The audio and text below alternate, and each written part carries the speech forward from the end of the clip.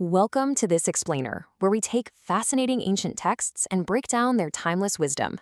Today, we're looking at a story that, honestly, feels like it was pulled straight out of a modern blockbuster movie, but it's actually thousands of years old. It's the story of King Yayati. Picture this. You have a man, blazing with the energy of the sun, literally plummeting out of the sky, completely out of control. It's a pretty breathtaking mental image, right? But the real question is, why is he falling? We're going to unpack the anatomy of this massive fall, looking at the dangers of unchecked hubris and ultimately the absolute incredible power of a virtuous safety net. Okay, let's dive into this central mystery that drives the entire narrative. What actually makes a hero fall from the sky? And to be clear, we aren't talking about a metaphorical stumble or a bad day at the office. This is a catastrophic, literal descent from the heavens. Yayati was a king who had basically achieved it all. Spiritual heights, incredible power, he even lived among the celestials themselves. So to see a guy like this suddenly ejected from paradise, it's shocking. And it sets up this totally fascinating psychological investigation into what really happens when success just completely goes to our heads. Part 1. The Fall from Grace. To truly understand the lesson here, we first kind of have to feel the sheer impact of the event itself. Imagine you're just standing there on the earth, looking up, and you see this figure crashing through the clouds, glowing like a fireball. It's an entrance that commands attention, for sure. We get to experience this awe through the eyes of a royal sage named Ashtaka, who is, understandably, completely stunned. He asks, "Who art thou, O youth of a beauty equal to that of Indra, in splendor blazing as the fire, thus falling from on high?" You can tell Ashtaka is desperately trying to process what he's seeing. He compares Yayati to the sun bursting out of dark clouds, having the energy of gods like Sakra and Vishnu. I mean, it's definitely not an everyday occurrence to have a blazing, godlike being crash land right in your backyard. Now, what's super interesting here is the contrast. Ashtaka observes that this falling figure possesses just immeasurable energy. Yet at the exact same time, he is entirely deprived of consciousness. He's falling helplessly from the solar course. Just think about how terrifying that actually is. Yayati has all this power, all this brilliant energy, but in his descent, he has zero control. It's really the ultimate metaphor for a public catastrophic failure, where despite all your talents and all your past wins, you're totally powerless to stop your own downward momentum. Part 2. The Trap of Pride. So how exactly did a king with so much unbelievable power end up unconscious and plummeting to Earth? Well, we need to rewind the clock a bit and investigate the root cause of this whole high-stakes dramatic event.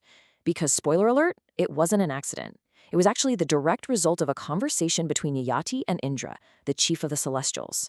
To really get this, we have to understand the main currency of this ancient world, ascetic austerities. In these ancient texts, this was pretty much the ultimate measure of a person. Think of it as the equivalent of extremely rigorous self-discipline, intense spiritual focus, basically doing the hard work to build up your moral standing. And Yayati? Oh, he had done the work. He'd retired into the woods, accomplished every single one of his duties, and built up this massive bank account of spiritual merit. That was his absolute claim to fame. And oh boy, here is where it all goes wrong. This setup frames an incredible, ancient courtroom-style debate between Yayati's massive ego and harsh reality.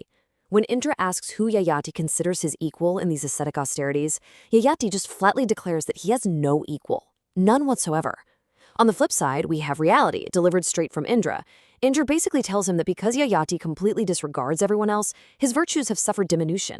It's just a fatal disconnect. Yayati honestly thinks his past hard work makes him untouchable, but Indra points out that arrogance doesn't just look bad, it actively erases all that hard-earned merit. To really wrap our heads around the staggering scale of Yayati's arrogance, we have to look at his actual claims. When he was bragging to Indra, he didn't just say, I'm better than the guy next door. No, he claimed absolute supremacy over men, the Celestials, the Gandharvas, and the great rishis. He literally alienated every single layer of ancient existence in one single breath.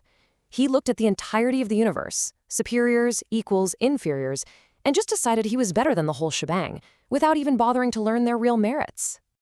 Let's move to how this builds, step by step, into a pretty devastating sequence of events.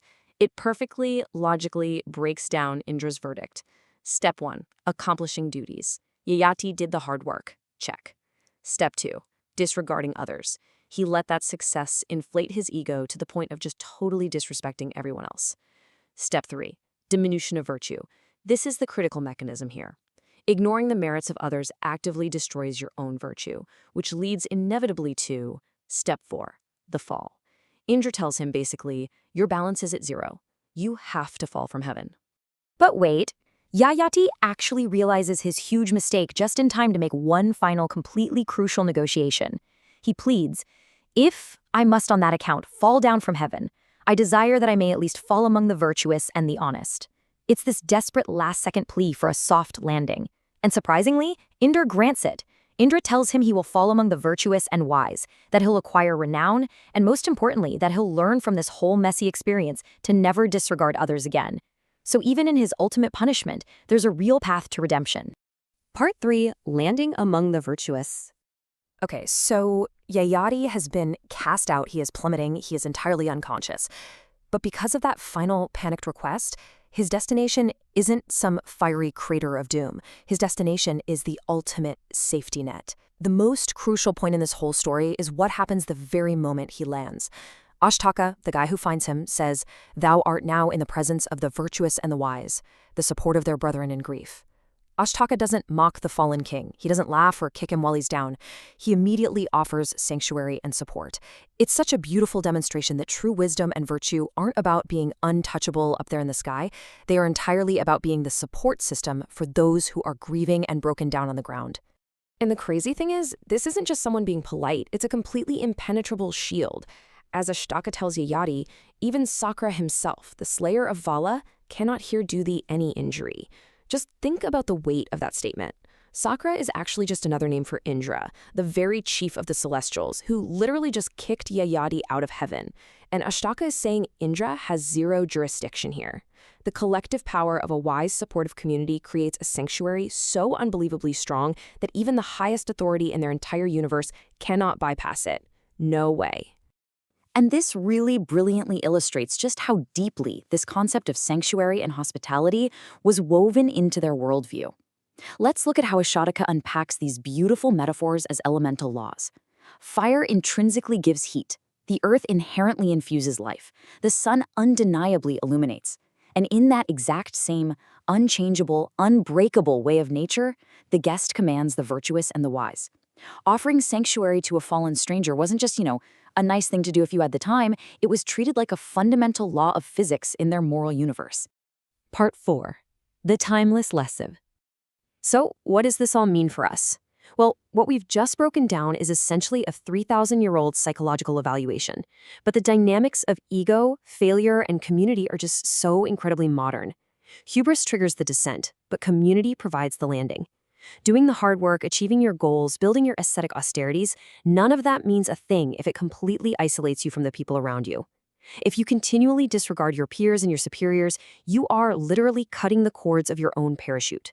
Because when you inevitably stumble, and we all do, it is only the virtuous and honest community you've respected that will actually be there to catch you. Which leaves us with one final, pretty vital question to reflect on. Are you building a safety net of the wise and virtuous? Or are you risking a terrifying fall through unchecked pride?